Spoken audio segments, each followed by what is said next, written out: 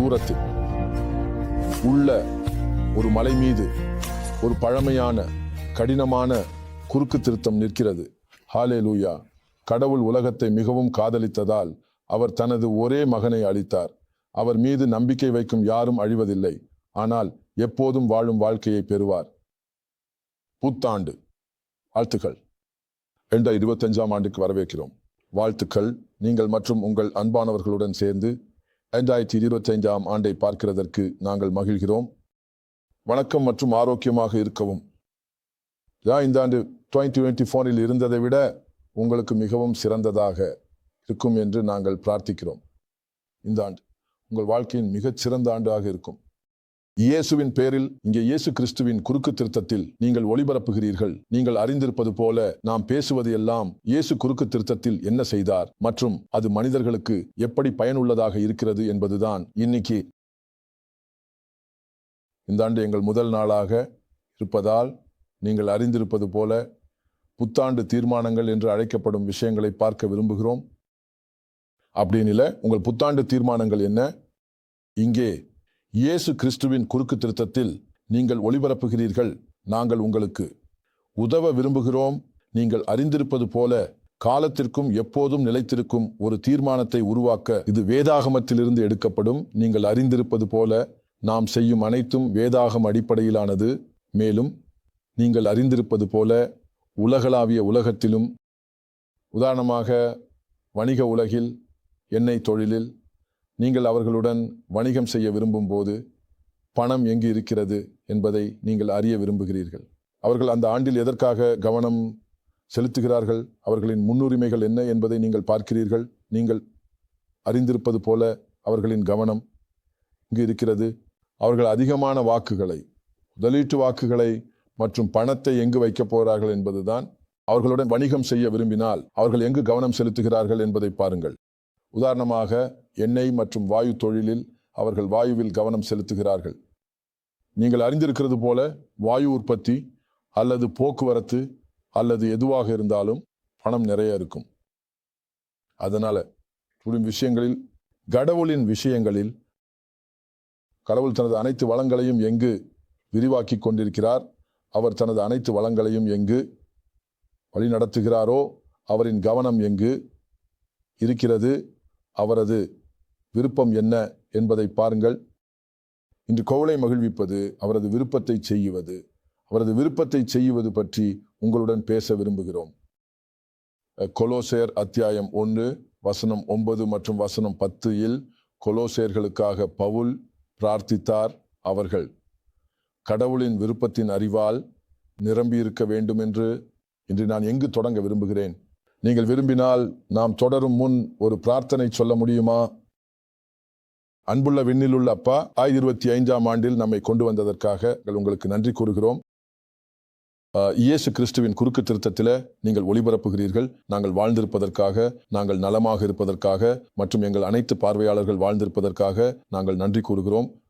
2024ஆம் ஆண்டில் நம்மை வழிநடத்தியதற்காக நாங்கள் உங்களுக்கு நன்றி கூறுகிறோம். இன்னைக்கு எங்களுக்கு பேசுமாறு கேட்கிறோம்.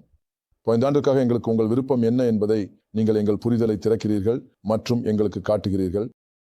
இயேசுவின் பேரில் நாங்கள் பிரார்த்திக்கிறோம். ஆமென். ஒருவர் கூறினார், கடவுளின் விருப்பத்தை அறிந்து அதை செய்வது வெற்றியாகும்.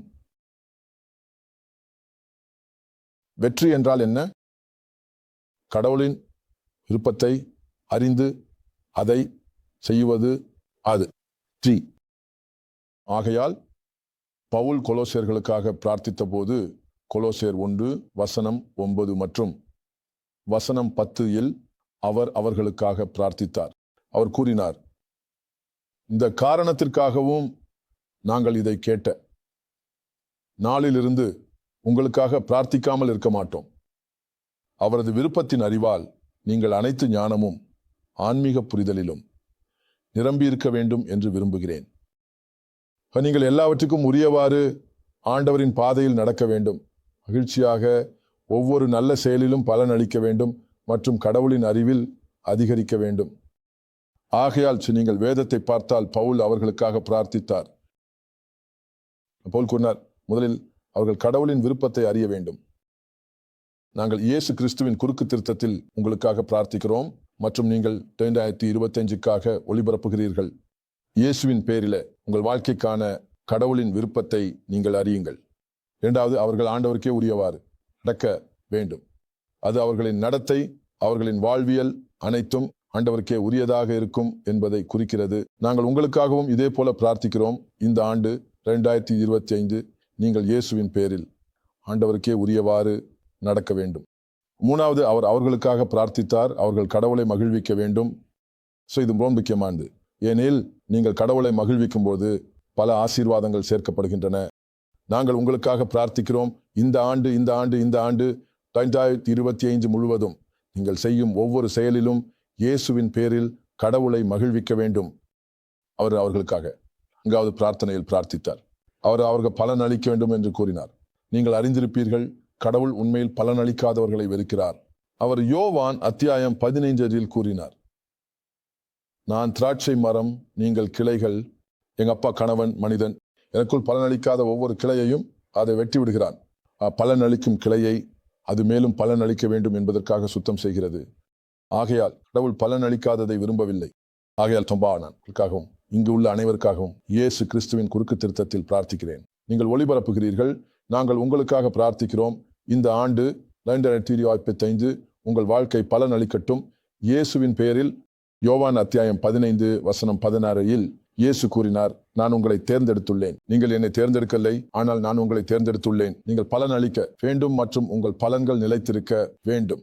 நான் உங்களுக்காக பிரார்த்திக்கிறேன். உங்கள் பலன்கள் நிலைத்திருக்க வேண்டும். இயேசுவின் பேரில் இயேசு கூறினார், உங்கள் பலன்கள் நிலைத்திருக்கும் போது நீங்கள் என்னை பெயரிட்டு அப்பாவிடம் கேட்கும் எந்த ஒரு விஷயத்தையும் அப்பா உங்களுக்கு தருவார். ஆகையால் இந்த ஆண்டு நீங்கள் பலன் அளிக்கும் போது உங்கள் பலன்கள் நிலைத்திருக்க வேண்டும் என்பதற்காக நாங்கள் உங்களுக்காக பிரார்த்திக்கிறோம். ஆகையால் நீங்கள் கேட்கும் ஒவ்வொன்றும் சக்தி வாய்ந்த கடவுள், எங்கள் ஆண்டவரும் மீட்பவருமான இயேசு கிறிஸ்துவின் பேரில் அப்பா உங்களுக்கு தருவார். இயேசுவின் பேரில் அவர் அவர்களுக்காக பிரார்த்தித்தார். அவர்கள் கடவுளின் அறிவில் வளர வேண்டும். கடவுளின் அறிவில் வளர்ந்து அதிகரிக்குவதை விட சிறந்தது எதுவும் இல்லை. எரேமியா அத்தியாயம் 9:23 மற்றும் 24 கடவுள் எரேமியாவிடம் கூறினார், எந்த மனிதனும் தனது அறிவில் அவர் சாதித்த எந்த விஷயத்திலும் பெருமைப்படாதே, ஆனால் அவர் என்னை அறிவதற்காக மட்டுமே பெருமைப்பட வேண்டும். அவர் என்னை அறிவார். இந்த ஆண்டில் உங்களுக்காக நாங்கள் பிரார்த்திக்கிறோம். இயேசுவின் பேரில் நீங்கள் கடவுளின் அறிவில் வளரட்டும். ஆகையால் நீங்கள் பெருமைப்படும் போது நீங்கள் கடவுளை அறிவதற்காகவே பெருமைப்படுங்கள். யோவான் அத்தியாயம் 17:3 இயேசு அந்த பெரிய பிரார்த்தனையை செய்தபோது அவர் தேவாலயத்திற்காக, கிறிஸ்துவின் உடலுக்காக பிரார்த்தித்தார். அவர் கூறினார், இது நித்திய வாழ்க்கை. உங்களை ஒரே உண்மையான கடவுளை மற்றும் எங்கள் அனுப்பிய இயேசு கிறிஸ்துவை அறிவதற்காக. ஆகையால் நாங்கள் உங்களுக்காக பிரார்த்திக்கிறோம். நாங்கள் இயேசு கிறிஸ்துவின் குறுக்கு திருத்தம் மற்றும் நீங்கள் ஒளிபரப்புகிறீர்கள். இந்த ஆண்டில் நீங்கள் கடவுளின் அறிவில் வளரட்டும் என்பதற்காக நாங்கள் உங்களுக்காக பிரார்த்திக்கிறோம் இயேசுவின் பேரில். ஆகவே கொலோசியர்களுக்காக பவுல் ஜெபித்த ஜெபங்கள் அவை உங்களுக்காக ஜெபிக்க நாங்களும் இணைக்கிறோம். இப்போது அவர் கடவுளின் விருப்பத்தை அவர்கள் அறிய வேண்டும் என்று ஏன் பிரார்த்தித்தார்? நீங்கள் பாருங்கள், கடவுளின் விருப்பத்தை அறிதல் மிகவும் முக்கியம். இது மிகவும் முக்கியம். ஏனில் கடவுளின் விருப்பத்தை அறிதல் இறுதியில் உங்கள் வாழ்க்கையை நீங்கள் எப்படி வாழ்வீர்கள் என்பதை தீர்மானிக்கும். உதாரணமாக நான் உங்களுக்கு ஒரு உதாரணம் தருகிறேன். நான் என் வாழ்க்கைக்கான கடவுளின் விருப்பத்தை அறிவேன். அதுவே என்னை இயக்குகிறது. இந்த ஒளிபரப்பையும் உட்பட இந்த ஒளிபரப்பை இயக்குகிறது. மற்றும் என் வாழ்க்கைக்கான கடவுளின் விருப்பம் என்ன என்பது 1934 ஆண்டு செப்டம்பர் 27 செவ்வாய்க்கிழமை காலை 7:05 இருக்கும்போது அப்போது நான் என் வீட்டில் திருமணமாகவில்லை. ஒரு தனியார் சிறுவனாக நான் அந்த காலை பிரார்த்தனை செய்து கொண்டிருந்தேன். நான் கடவுளின் முன்னிலையில் என் முகத்தை கீழே வைத்திருந்தேன். நான் தூங்கினேனா? நான் விழித்திருந்தேனா? நான் ஒரு மயக்கம் நிலையில் இருந்தேனா? இன்று வரை எனக்கு தெரியலை. ஆனால் என்ன நடந்தது எனக்கு தெரியும். அவரின் குரலை நான் கேட்டேன். அவரது இருப்பு அறையை நிரப்பிய போல் அவர் மிகச் சத்தமாக பேசினார். அவர் மிகவும் சத்தமாக பேசினார். எனவே நான் என்னை சுற்றி பார்த்தேன், யார் பேசுகிறார்கள் என்று பார்க்க நான் திரும்பிய போது கதவு என் பின்னால் இருந்தது. நான் வீட்டில் தனியாக இருந்தேன். எனவே அது என்னிடம் பேசியவர் கடவுள் என்பதை கண்டேன். அவர் என்னிடம் இதை சொன்னார். இதுவே அவர் சொன்னது. அதனால் நான் என் வாழ்க்கைக்கான கடவுளின் விருப்பத்தை அறிவேன் மற்றும் நீங்கள் அவரது குரலை கேட்டு உங்கள் வாழ்க்கைக்கான அவரது விருப்பத்தை அறிய வேண்டும் என்று நான் பிரார்த்திக்கிறேன். அவர் என்னிடம் சொன்னது, உலகம் முழுவதும் சென்று ஒவ்வொரு உயிரினத்திற்கும் சுவிசேஷத்தை பிரசங்கிக்கவும். நான் புதியவன், நான் ஒரு இளம் கிறிஸ்தவனாக இருந்தேன். அப்போது நான் அதை அறியவில்லை. அந்த ஒரே வார்த்தைகள் மார்க் அதிகாரம் 16:15 இயேசு கிறிஸ்தவனின் வார்த்தைகள். மார்க் அத்தியாயம் 16:15. அவர் சொன்னார், உலகம் முழுவதும் சென்று ஒவ்வொரு உயிரினத்திற்கும் சுவிசேஷத்தை பிரசங்கிக்கவும். அதற்காகவே அந்த நாளில் இயேசு என்னிடம் வந்தார் மற்றும் அந்த வார்த்தைகளை என்னிடம் பேசினார். அதனால் நான் அதை அறிவேன். நான் அறிவேன், இன்னும் அறிவேன், என் வாழ்க்கைக்கான கடவுளின் விருப்பம் சுவிசேஷத்தை பிரசங்கிக்க வேண்டும் என்பது. அந்த வகையில் அவர் எனக்கு இந்த புத்தகம் எழுத கொடுத்த போது இந்த ஒளிபரப்பு இந்த புத்தகத்தின் விளைவாக தொடங்கியது. இந்த ஒளிபரப்பில் எங்கள் பார்வை முதலில் உலகம் முழுவதும் இயேசு கிறிஸ்தவனை பற்றி அறியச் செய்வது மற்றும் இரண்டாவது அவர் குறுக்கில் என்ன செய்தார் என்பதை உலகம் முழுவதும் அறியச் செய்வது.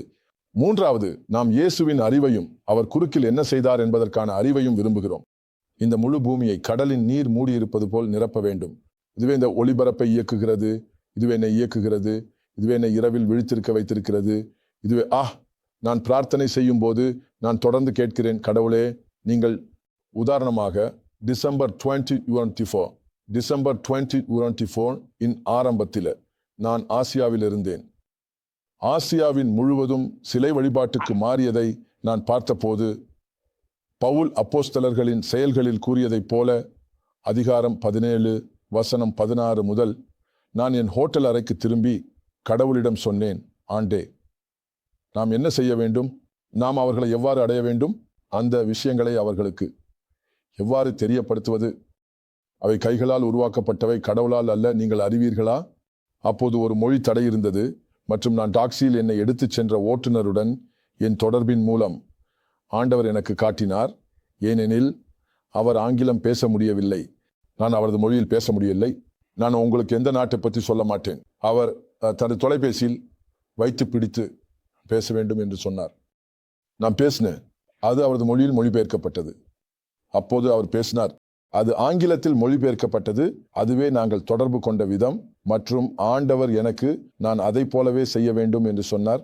அந்த வகையில் நாங்கள் இந்த ஒளிபரப்பின் மொழிபெயர்ப்புகளை பல்வேறு மொழிகளில் தொடங்கினோம். ஆசியாவில்.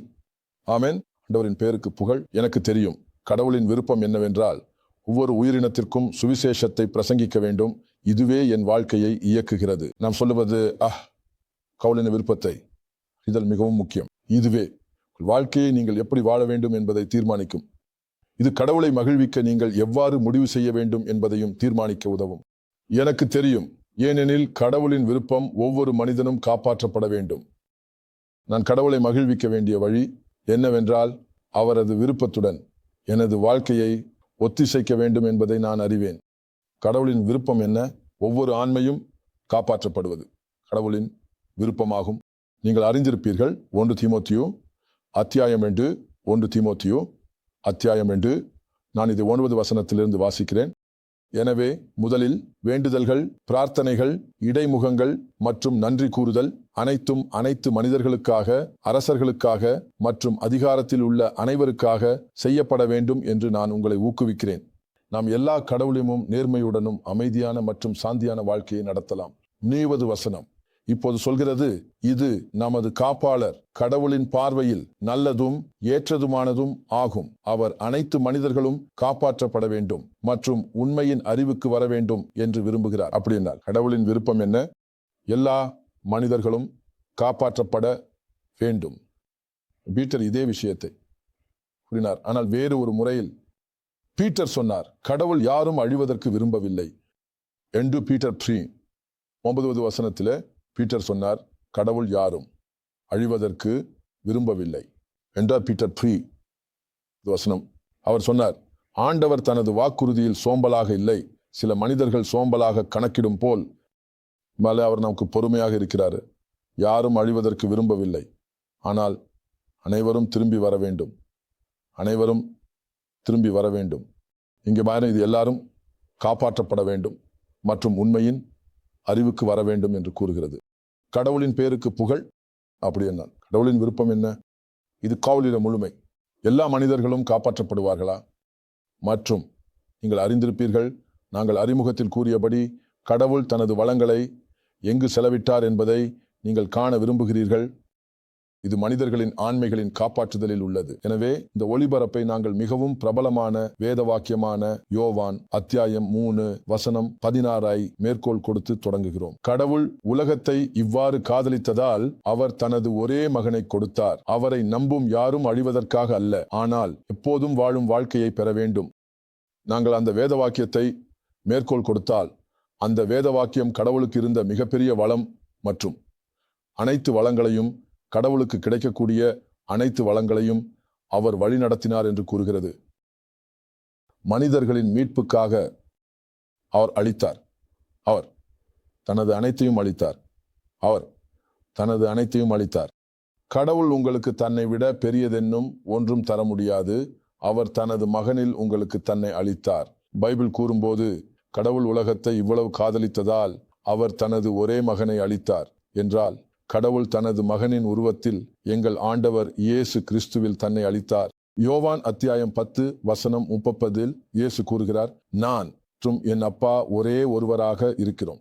யோவான் அத்தியாயம் 1 வசனம் 1 முதல் 3 வரை இது தொடக்கத்தில் வார்த்தை இருந்தது என்று கூறுகிறது. மொழி கடவுளுடன் இருந்தது.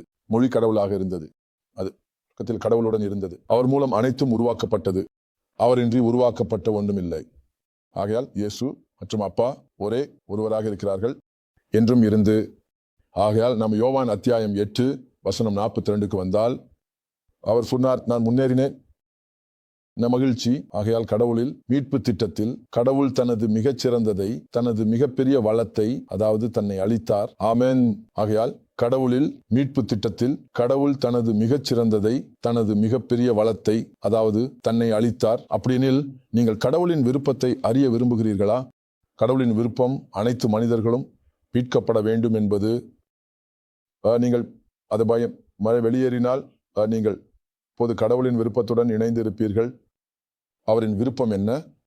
2 கொரிந்தியர் புத்தகத்தில் அவர் உங்களுக்கான விருப்பம் என்ன? நான் அதை மட்டும் குறிப்பிட்டேன். மார்க் அத்தியாயம் 16 வசனம் 15 உலகம் முழுவதும் சென்று அனைவருக்கும் சுவிசேஷத்தை பிரசங்கிக்கவும். இப்போ கேளுங்கள்.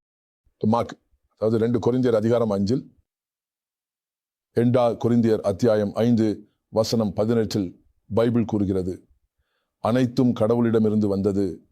அவர் இயேசு கிறிஸ்துவின் மூலம் நம்மை தன்னுடன் சமரசம் செய்தார் மற்றும் நமக்கு அளித்தார். மீட்பு அமைச்சகம் கடவுள் மனிதர்களை இயேசு கிறிஸ்துவின் மூலம் தன்னுடன் சமரசம் செய்தார்.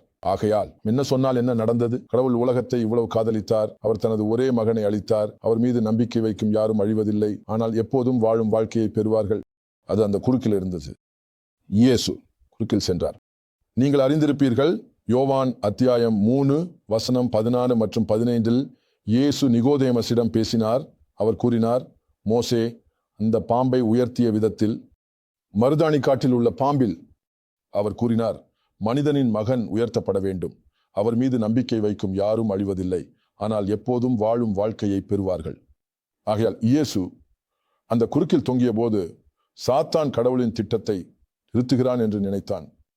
அந்த குறுக்கில் இயேசு தொங்கியதால் கடவுள் எங்கள் பாவத்தை இயேசுவின் மீது வைத்திருப்பதை அவர் அறியவில்லை. மனிதர்களின் பாவம் இயேசுவின் மீது வைக்கப்பட்டது மற்றும் இயேசு எங்கள் பாவத்தை எடுத்துச் சென்றார். கல்லறைக்கு அவர் இறந்தபோது அவர் எங்கள் பாவத்தை கல்லறைக்கு எடுத்துச் சென்றார் மற்றும் அவர் கல்லறையிலிருந்து எழுந்தபோது அந்த பாவத்தை அங்கு விட்டுவிட்டார். அவர் அந்த விஷயத்தை நமக்கும் கடவுளுக்கும் இடையில் இருந்த பாவத்தை அகற்றிவிட்டார். அவர் அதை வழியிலிருந்து அகற்றிவிட்டார். நீங்கள் அறிவீர்களா? ஆகையால் பைபிள் கூறுகிறது, கடவுள் இயேசு கிறிஸ்துவின் மூலம் நம்மை தன்னுடன் சமரசம் செய்தார். வசனம் 19 கடவுள் கிறிஸ்துவில் இருந்தார் என்று கூறுகிறது. நீங்கள் பாருங்கள், கடவுள் தானே கிறிஸ்துவின் உள்ளே இருந்தார். உலகத்தை தன்னுடன் சமரசம் செய்து கொண்டு அவர்களின் பாவங்களை அவர்களுக்கு கணக்கிடாமல் மீட்பு வார்த்தை இந்த அமைச்சகத்தை நமக்கு ஒப்படைத்துள்ளார். மீட்பு வார்த்தை. இப்போது நாம் கிறிஸ்துவின் தூதர்கள், கடவுள் நம்மால் உங்களை வேண்டுகிறார் என கூறுவது போல கிறிஸ்துவின் பேரில் கடவுளுடன் சமரசம் செய்யுங்கள் என்கிறோம். ஆகையால் பால் இங்கு கூறுவது என்னவென்றால், இயேசு அந்த குறுக்கில் தொங்கிய போது கடவுள் எங்கள் பாவத்தை வைத்தார். வசனம் 21 கூறுகிறது, அவர் எங்களை பாவமாக்கியவர், அவர் பாவத்தை அறியாதவர், நம்மால் கடவுளின் நீதியை அவரில் அடைய வேண்டும். ஆகையால் அவர் எங்கள் பாவத்தை இயேசுவின் மீது வைத்தார். இயேசு அதை கல்லறைக்கு எடுத்துச் சென்றார். அப்பொழுது அந்த செயல்முறையில் கடவுள் உலகத்தை தன்னுடன் மீண்டும் சமரசம் செய்து கொண்டிருந்தார். நம் கடவுளிடமிருந்து ஆதம் மற்றும் ஈவாவின் பாவத்தால் எடன் தோட்டத்திலிருந்து பிரிக்கப்பட்டிருந்தோம். ஆதம் மற்றும் ஈவா அந்த பழத்தை சாப்பிட்ட போது அவர்கள் கடவுளிடமிருந்து பிரிக்கப்பட்டனர். ரோமர் அத்தியாயம் 5 வசனம் 12 கூறுகிறது, அந்த பாவத்தின் மூலம், ஆதமின் மூலம் ஒரு மனிதன் இந்த உலகத்தில் பாவம் நுழைந்தது மற்றும் பாவத்தின் மூலம் மரணம் அனைத்து மனிதர்களுக்கு பரவியது, ஏனெனில் அனைவரும் பாவம் செய்துள்ளனர். ஆகையால் நாம் கடவுளிடமிருந்து பிரிக்கப்பட்டிருந்தோம். ஆனால் அந்த குறுக்கில் இயேசு கிறிஸ்துவின் உருவத்தில் கடவுள் உலகத்தை தன்னுடன் மீண்டும் சமரசம் செய்து கொண்டிருந்தார். எங்கள் பாவங்களை நமக்கு மீண்டும் கணக்கிடாமல் அவர் இப்போது நமக்கு மீட்பு வார்த்தையை வழங்கியுள்ளார். அது என்னன்னா, கடவுள் கிறிஸ்துவின் உள்ளே இருந்தார், உலகத்தை தன்னுடன் மீண்டும் சமரசம் செய்து கொண்டு. அந்த மீட்பு வார்த்தை, இது உங்களுக்கும் எனக்கும் கடவுளின் விருப்பம். நாம் சென்று இயேசு என்ன செய்தது என்பதை அனைவருக்கும் சொல்ல வேண்டும். அவர்கள் கிறிஸ்துவில் தங்கள் நம்பிக்கையை வைப்பின் அவர்கள் மீட்கப்படுவார்கள். அவர்கள் இயேசுவை தங்கள் ஆண்டவனாகவும் மீட்பாளராகவும் ஏற்றுக்கொண்டால் அவர்கள் மீட்கப்படுவார்கள் மற்றும் கடவுளுடன் மீண்டும் சமரசம் செய்யப்படுவார்கள். அதுதான் கடவுள் உங்களுக்கு மற்றும் எனக்கு அளித்தது, ஒரு பணியாக செய்ய. அதுதான் அவரது விருப்பம். அனைத்து மனிதர்களும் மீட்கப்பட வேண்டும். இப்போது நீங்கள் அவரை மகிழ்விக்க, கடவுளை மகிழ்விக்க. ஆகையால் ஒரு ஆன்மா மீட்கப்படுவதை காண்பதை விட கடவுளை மகிழ்விக்கும் வேறு எதுவும் இல்லை. இயேசு கூறினார், ஒரு பாவியின் மனம் திரும்புதலால் பரலோகத்தில் பெரும் மகிழ்ச்சி உள்ளது.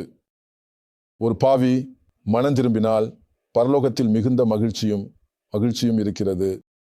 ஆகையால் இது கடவுளுக்கு மகிழ்ச்சியை அளிக்கிறது. இது கடவுளுக்கு ரொம்ப கழ்ச்சியை அளிக்குது. எனக்கு சொல்வதென்றால் மகிழ்ச்சி, கடவுள் இது மனிதன் புரிந்து கொள்ள முடியாத அளவுக்கு கடவுளை மகிழ்விக்கிறது. மனித மனம் கடவுளை எவ்வாறு மகிழ்விக்கிறது என்பதை புரிந்து கொள்ள முடியும். நீங்க பாருங்க, நாம் கடவுளுக்கு எதிராக பாவம் செய்த போது கவனமாக கேளுங்கள். கடவுள் மனிதர்களை உருவாக்கும் போது, அவர் மனிதனை உருவாக்கும் போது அவர் தனது உள்ளத்தை மனிதனுக்குள் வைத்தார். அவர் மனிதனுக்குள் வைத்திருந்தது. நாம் அவருக்கு எதிராக பாவம் செய்த போது மற்றும் அவரிடமிருந்து பிரிந்த போது அவர் நம்மை மிகவும் நினைத்தார். அவர் மிகவும் நினைச்சார். அதனாலே அவர் நம்மை தேடி வந்து தனது உயிரை பலியாக்கி நம்மை மீண்டும் தனது அருகே கொண்டு வருவதற்காக விலையை செலுத்தினார். இதனால் நாம் அவருடன் மீண்டும் ஒத்திசைக்கப்படலாம். அதுக்காகவே இயேசுவை ஆண்டவராக ஏற்றுக்கொள்ளும் ஒவ்வொரு மனிதனும் அவர்கள் கடவுளுடன் மீண்டும் ஒத்திசைக்கப்படுகிறார்கள். இதனால் கடவுளுக்கு மகிழ்ச்சி அளிக்குது. அதனால் கடவுளுக்கு மகிழ்ச்சி அளிக்க நீங்கள் செய்யக்கூடிய மிகப்பெரிய விஷயம், மனிதர்களை மீண்டும் கடவுளுடன் ஒத்திசைக்க செய்வது. நீங்கள் அதை எப்படி செய்வீர்கள்? உலகம் முழுவதும் சென்று சுவிசேஷத்தை பிரசங்கிப்பதன் மூலம் அவர்களுக்கு சொல்லுங்கள், பாருங்கள், கேளுங்கள், கடவுளே உங்களை உருவாக்கினார், நீங்கள் எதிராக பாவம் செய்தீர்கள், நீங்கள் பாவத்தின் காரணமாக அவரிடமிருந்து பிரிக்கப்பட்டிருந்தீர்கள். வஜியே அவர் உங்களை காதலிக்கிறதால் அவர் இயேசு கிறிஸ்துவின் உருவத்தில் தனது மகனாக வந்தார். அவர் குற்றங்களை தனது மீது எடுத்துக்கொண்டு அதை கல்லறைக்கு எடுத்துச் சென்றார். 3 நாட்களுக்கு பிறகு அவர் மரணத்திலிருந்து எழுந்தபோது அவர் அந்த பாவத்தை அங்கு விட்டுவிட்டார். இந்த ஒரே இயேசுவை உங்கள் ஆண்டவராகவும் மீட்பாளராகவும் ஏற்றுக்கொண்டால் நீங்கள் மறுபிறவியாக பிறந்து விடுவீர்கள், நீங்கள் மீட்கப்படுவீர்கள் மற்றும் நீங்கள் கடவுளுடன் மீண்டும் ஒத்திசைக்கப்படுவீர்கள். அது நம்மால் செய்யப்பட வேண்டியதுதான். அது கடவுளுக்கு மகிழ்ச்சி அளிக்க நாம் செய்யக்கூடிய மிகப்பெரிய விஷயம்.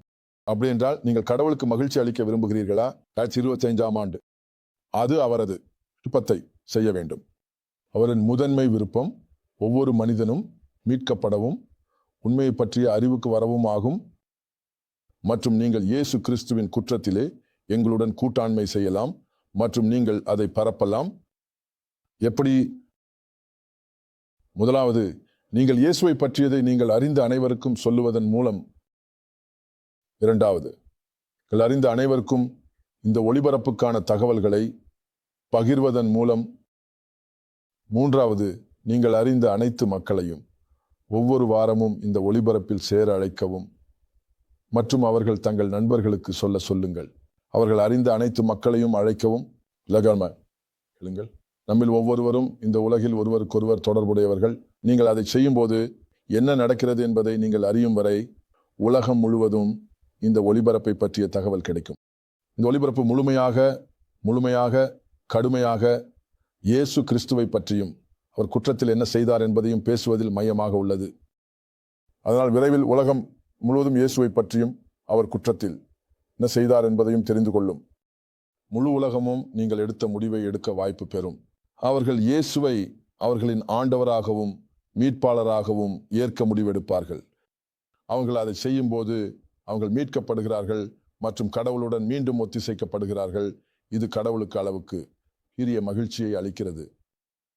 நாம் எங்கள் சுற்றிலும் உள்ள அனைவருக்கும் மற்றும் உலகம் முழுவதும் இந்த செய்தியை பகிர்வதற்கான கிருபையும் துணிச்சலையும் பெறுவோம்.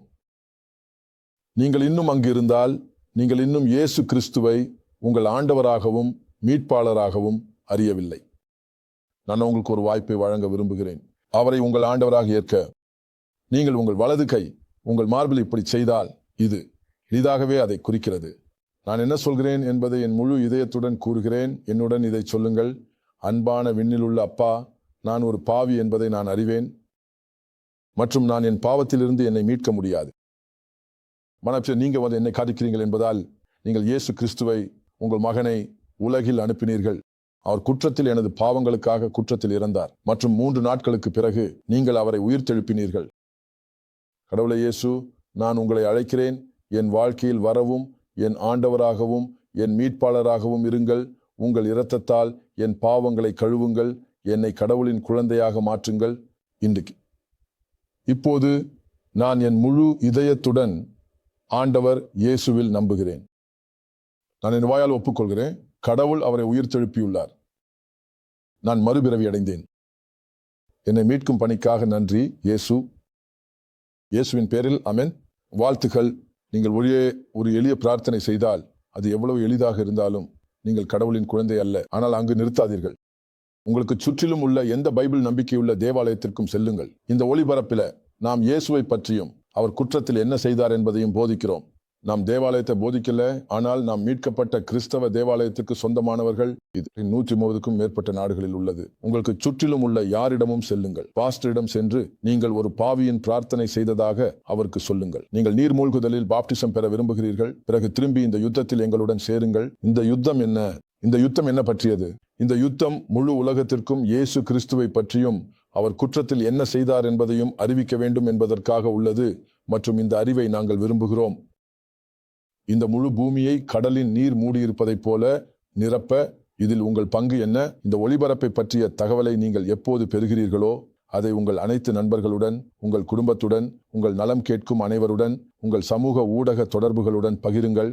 பிறகு அவர்களை இந்த ஒளிபரப்பில் சேர அழைக்கவும். மற்றும் நீங்கள் ஒளிபரப்பில் சேருங்கள். சிறிது நேரத்தில் முழு உலகத்திற்கும் இயேசு மற்றும் அவர் குற்றத்தில் என்ன செய்தார் என்பதை குறித்து அறிவிக்கிறோம். அவருக்கு அடுத்த புதன்கிழமை வரை திரும்பவில்லை என்றால், அடுத்த வார இறுதியில் அடுத்த சனிக்கிழமை அவர் திரும்பவில்லை என்றால் நாங்கள் மீண்டும் இங்கு வருவோம். ஆன்மீகமாக இயேசு கிறிஸ்துவின் ஒளி வீசும் குற்றம் மற்றும் நீங்கள் ஒளிபரப்பில் இருக்கிறீர்கள். அப்போது வரை நாங்கள் உங்களை காதலிக்கிறோம். இயேசு உங்களை காதலிக்கிறார். கடவுள் உங்களை ஆசீர்வதிக்கிறார். வணக்கம். ஒரு மலைக்கு தொலைவில் பழைய கரடுமுரடான சிலுவை வேண்டுமா?